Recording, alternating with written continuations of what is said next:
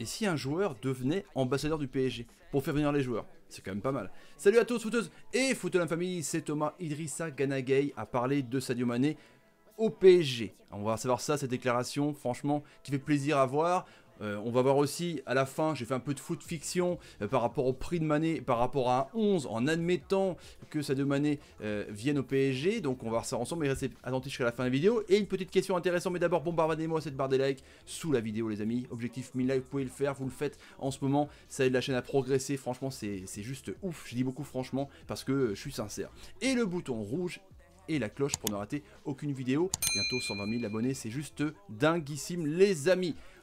Gana Gueye est interrogé pour parler des joueurs, hein, des collègues, on va dire, de la sélection nationale sénégalaise, ou des joueurs qu'il connaît.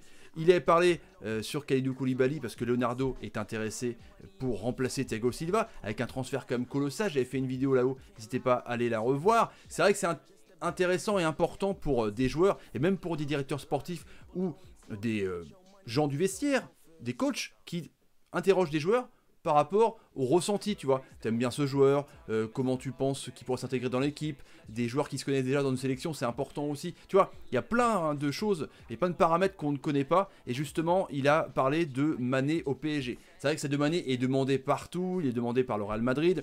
Zidane en veut évidemment, enfin comme plan B apparemment, même si je pense que c'est des conneries. On pense aussi qu'il peut rester à Liverpool, on parle de lui au Barça, on parle de lui partout. C'est le 4e joueur le plus cher en transfert actuel, hein, d'après le CIES et Transfermarkt.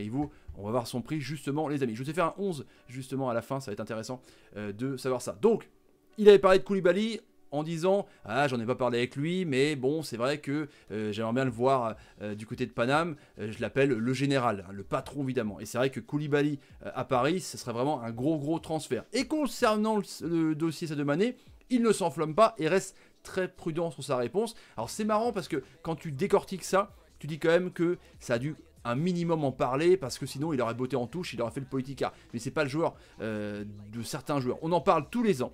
Faudra attendre et voir comment cela va se passer. S'il a envie de venir en France, qu'il connaît déjà, évidemment, hein, je ne sais pas pour le moment comment cela se passe. Mais pareil pour lui, on n'a pas encore parlé. On n'en a pas encore parlé. Donc voilà, tu décryptes qu'on n'en a pas encore parlé, mais on en parle tous les ans. Donc en gros, tu te dis, voilà, Sadio Mané, on en parle tous les ans, on s'appelle, tu vas bouger où? Est-ce que tu restes à Liverpool? Et là, vu qu'il est au PSG, peut-être Koulibaly va venir cet été, peut-être que Sadio Mané, pourquoi pas, pourrait suivre. En tout cas, c'est des paroles de joueurs, les amis, mais c'est intéressant. Et moi, j'étais plus loin dans la petite affaire, les amis. Donc, Mané, Gueye, peut-être un jour, on ne sait pas.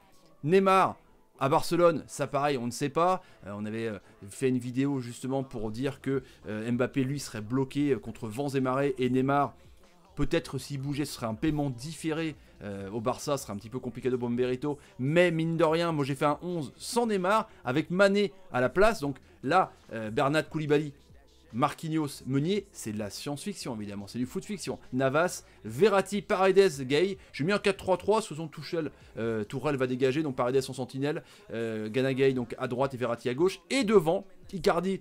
Normalement, la levée d'option d'achat, on en a parlé hier, va être actée. Mbappé à droite et Sadio Mané à gauche. Franchement, les amis, il y a de la gueule, hein, ça va vite. En plus, Mané est un joueur, comme on le titrait, il a eu le meilleur titre de joueur dans The Guardian et à Sky Sports. Un joueur qui défend, qui est hargneux, qui ne lâche rien. Donc c'est vrai qu'avec un tempérament comme lui, serait franchement du succès de ouf à Paris. Mais est-ce que ça peut se faire? Parce que son prix à Sadio Mané, évidemment, même s'il n'y a plus de fair play financier, c'est 160 millions d'euros. Alors, s'ils vendent Neymar, mais à paiement à différé, est-ce qu'ils auront de l'argent? Encore une fois, les amis, là, on se base que sur des dires d'un joueur, en plus, qui n'en a même pas parlé. Mais c'est quand même intéressant de savoir, parce que je pense que, si tu poses la question à Leonardo, tu veux Sadio Mané, il dirait pas non. Hein.